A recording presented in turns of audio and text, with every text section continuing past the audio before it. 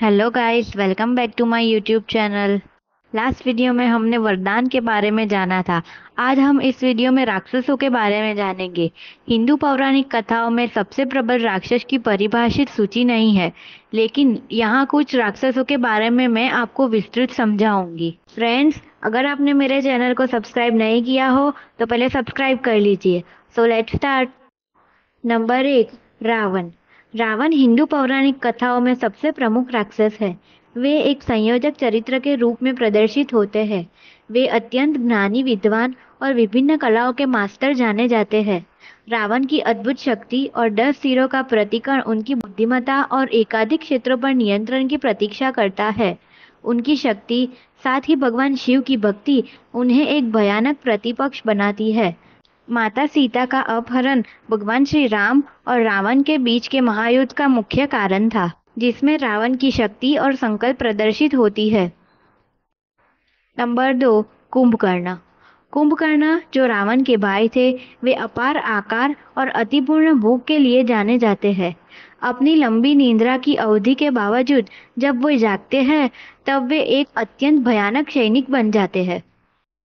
कुंभकर्ण की ताकत अक्सर युद्धों में प्रकट होती है, जहां वह एक दुष्ट विरोधी के रूप में सामर्थ्यशाली विकल्पित होता है।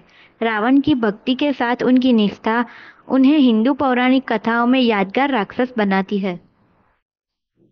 नंबर 3, हिरण्यकशिपु।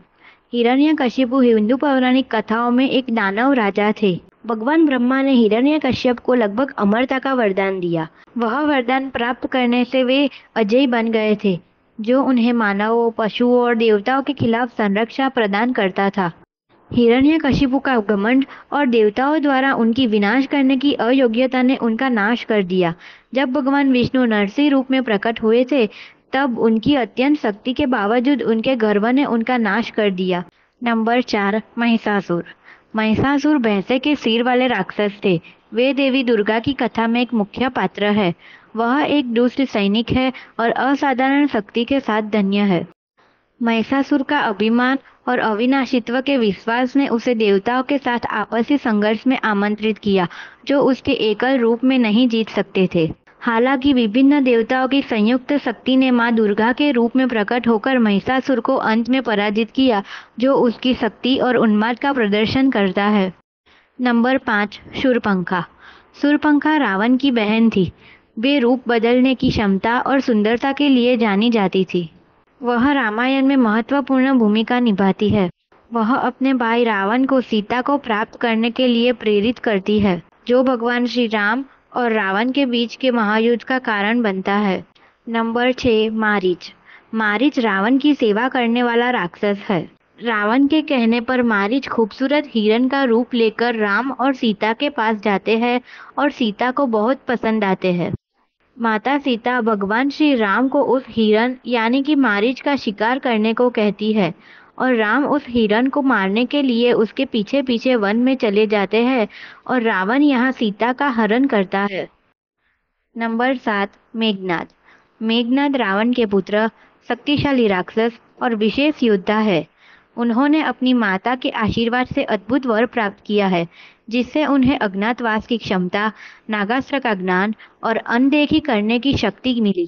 मेघनाद वीरता और योद्धा धर्म का पालन करते हुए दिखाई देता है, लेकिन उन्होंने भगवान राम और लक्ष्मण के हाथों अपनी प्राणों की आहुति दी और युद्ध में पराजित हो गए। मेघनाद रावण की सेना का सबसे शक्तिशाली योद्धा था। मेघनाद इतना शक्तिशाली था कि उन्होंने देवराज इंद्र को भी पराजित कर दिया था। नंबर 8, ताड़का। ताड़का हिंदू पौराणिक कथाओं में एक राक्षसी है, जो वनवासी और देवताओं का शत्रु है। ताड़का की शक्ति और युद्ध कौशल उन्हें भगवान कार्तिकेय के खिलाफ युद्ध करने के लिए प्रेरित करते हैं। हालांकि उन्हें उनकी गलत कर्मों की सजा मिलती है और उनकी असुरी सेना उसे छोड़कर भाग जाती है।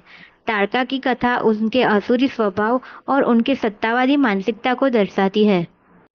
नंबर 9, वृत्र।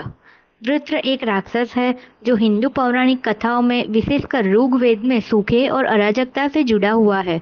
उन्हें एक डरावने ड्रैगन जैसे प्राणी के रूप में दर्शाया गया है, जो पानी को रोकता है और पानी की कमी भी लाता है। भगवान इंद्र के खिलाफ वृत्र की लड़ाई व्यवस्था और अराजकता के बीच शाश्वत संघर्ष का प्रतीक है, जो इस राक्षस की शक्ति और दृढ़ता को उजागर करती है। नंबर 10, बकासुर। बकासुर महाभारत में वर्णित एक राक्षस है जो एक चक्रा गांव को आतंकित करने के लिए जाना जाता है। उसे अत्यधिक भूख वाले राक्षस प्राणी के रूप में भी चित्रित किया गया है। बकासुर की ताकत और क्रूरता तब स्पष्ट होती है जब वह पांडवों को उसे हराने के लिए चुनौती देता है। अंततः पांडव अपने कौशल और भगवान श्री कृष्ण की सहायता से अपनी वीरता और बुराई पर विजय का प्रदर्शन करते हुए बकासुर पर विजय पाने में सफल रहे। यह राक्षस विभिन्न हिंदू पौराणिक कथाओं और एपिक्स में अपनी महत्वपूर्ण भूमिका निभाते हैं। उनकी शक्ति, दृढ़ता और दुर्बलताएं इन कथाओं में महत्वपूर्ण तत्व होते हैं। फ्रेंड्स, अगर आपको मेरा ये वीडियो अच्छा लगा हो तो मेरे वीडियो को लाइक एंड शेयर जरूर करिए।